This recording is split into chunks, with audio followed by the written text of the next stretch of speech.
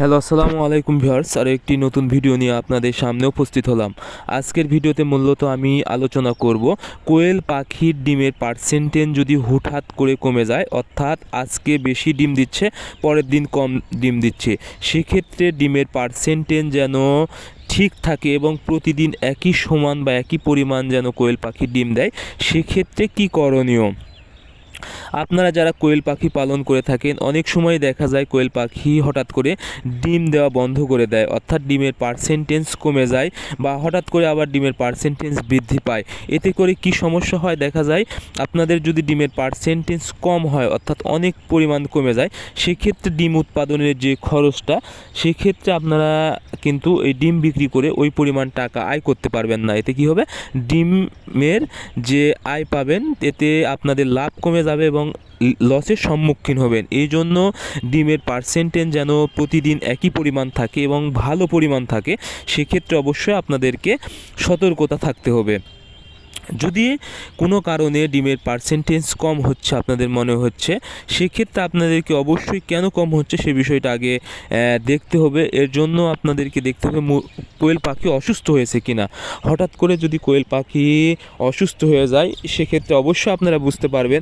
যদি ঠান্ডাজনিত সমস্যা হয়, সেক্ষেত্রে অবশ্যই ঠান্ডার ডোজ করে দিবেন। এতে আপনারা ব্যবহার করবেন ইউরোকট 1 গ্রাম 1 লিটার পানিতে, সাথে দিবেন ডক্সিভেট 1 গ্রাম 1 লিটার পানিতে।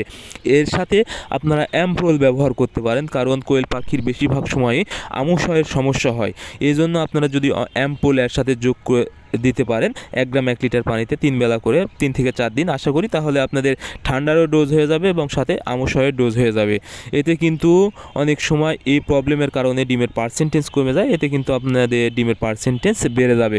এরপরে আপনাদের কি করতে হবে, রানীক্ষেতের ভ্যাকসিন, যখন পাখির রানীক্ষেতের টাইটারটা কমে যায়, সেক্ষেত্রেও ডিমের প্রোডাকশান কমে যায়। এই জন্য আপনারা নিয়মিত রানীক্ষেতের ভ্যাকসিনটাও করে দিবেন এবং কৃমির ওষুধ দিবেন নিয়মিত। আপনারা 2 মাস পর পর যদি কৃমির ওষুধ দিতে পারেন, তাহলে কিন্তু ডিমের পার্সেন্টেজ কম হওয়ার সম্ভাবনা অনেক কম থাকবে।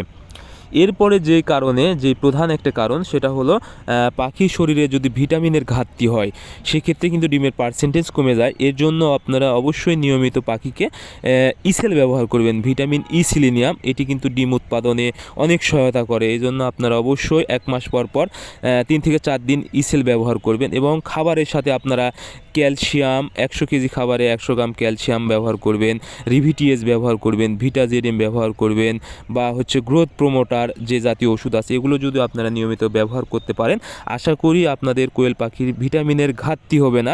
এবং পানিতে আপনারা মাল্টিভিটামিন, অ্যামাইনোভিট প্লাস অথবা প্রোটিমিনি জাতীয় ওষুধ যদি ব্যবহার করতে পারেন, তাহলে মুরগির শরীরে ডিমের প্রোডাকশান ভালো থাকবে এবং ডিম উৎপাদনে সহায়তা করবেন। নিয়মিত পানিতে ক্যালসিয়াম ব্যবহার করবেন। এই ভিটামিনগুলো যদি নিয়মিত ব্যবহার করতে পারেন, আশা করি আপনাদের কোয়েল পাখির ডিমের পার্সেন্টেজ সবসময় 1 সমান থাকবেন। ধন্যবাদ সবাইকে। আল্লাহ হাফেজ।